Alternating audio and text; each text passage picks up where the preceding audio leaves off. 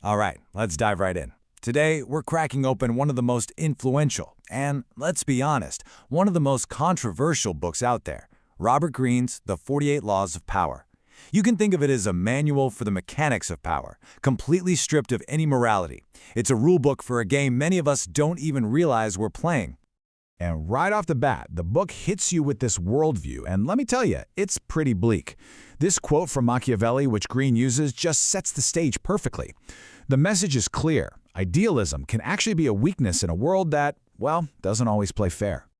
So what we're going to do in this explainer is break down the foundational philosophy of Greene's work. We're going to explore the core strategies he lays out for navigating this complex and, often ruthless game of power using insights pulled directly from the text itself. See, Greene's whole argument is that power dynamics are totally inescapable. You can't just decide you're not going to play. Trying to opt out doesn't make you a better person, it just makes you a pawn in somebody else's game. Really, your only choice is whether you want to be a player or get played. Okay, so the first major pillar of power is all about managing perception. It's not so much about who you really are, but who people think you are. The book basically argues that what's unseen just doesn't count for anything, so controlling your public image is absolutely critical. Let's look at two laws that really nail this idea.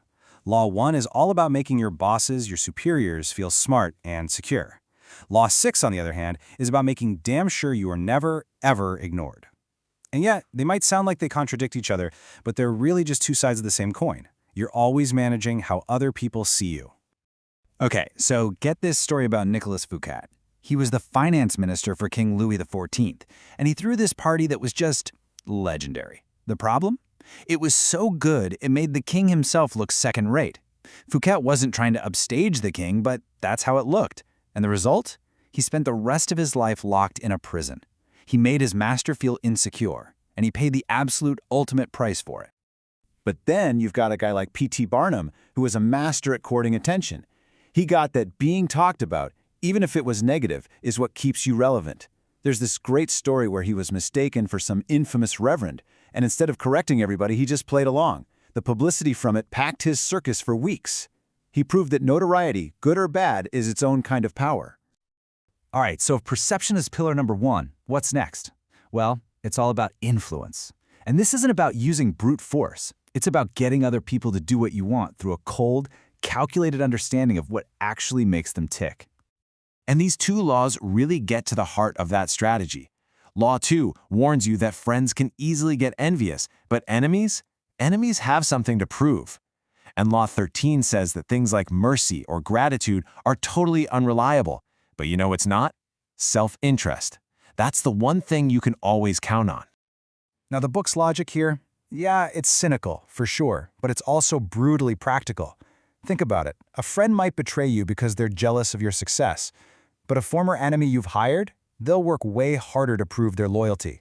Because the whole relationship is transactional. It's not emotional. It's their competence that matters, not your shared memories. It all boils down to something really simple. Don't appeal to someone's kindness or their sense of duty. Forget that. Instead, frame whatever you're asking for around what's in it for them. If you can show them how they'll personally gain, you're way more likely to get an enthusiastic yes. Okay, our third big strategic pillar is all about being unreadable. It's about having the ultimate advantage. Why? Because if your opponents don't know what you're really after, they can't possibly defend against it. Real power comes from keeping people constantly guessing. And these next two laws, they're really the foundation of this whole idea. Law 3 is about using decoys, red herrings, to throw people off the scent of your real plans. And Law 4 argues that the less you say, the more profound and powerful you actually seem. Just think of Otto von Bismarck. He once gave this big speech pretending to support a cause he secretly opposed. It totally confused his rivals and made them completely miscalculate his true objective, which was to unify Germany, but on his own terms. While they were all chasing this red herring he'd created, he was playing a completely different game. King Louis XIV was an absolute master of this. When his ministers would argue for hours about some big issue, he would just listen silently. And his only response? I shall see. That one brief, enigmatic phrase kept his entire court completely off balance, scrambling to figure out what he meant, and it gave him total control. Now this is where it gets really interesting, because beyond all these individual laws, there's a kind of meta lesson. This book isn't just a list of tactics you're supposed to memorize. It's really a manual for developing a strategic mind. You know, just reading the book is only step one. Greene's real point is that you have to become a student of this stuff. Real mastery only comes from observing these laws in action, in history, in the world around you, and maybe most importantly, in your own life. And the book actually gives you a roadmap for how to do this.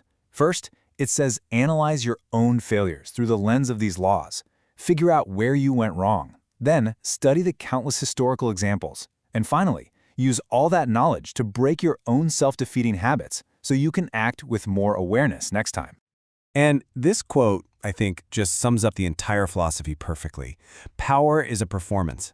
It demands that you're adaptable, that you understand appearances, and that you make a conscious choice to wear the right mask for the right situation. It's not about being fake, it's about being strategic. So, in the end, the 48 Laws of Power paints this really stark picture of the world as a strategic arena. It never asks if the game is moral or if it's just. It simply assumes the game exists. So the real question it leaves us with isn't whether we approve of the game, but whether we recognize that we're already on the board.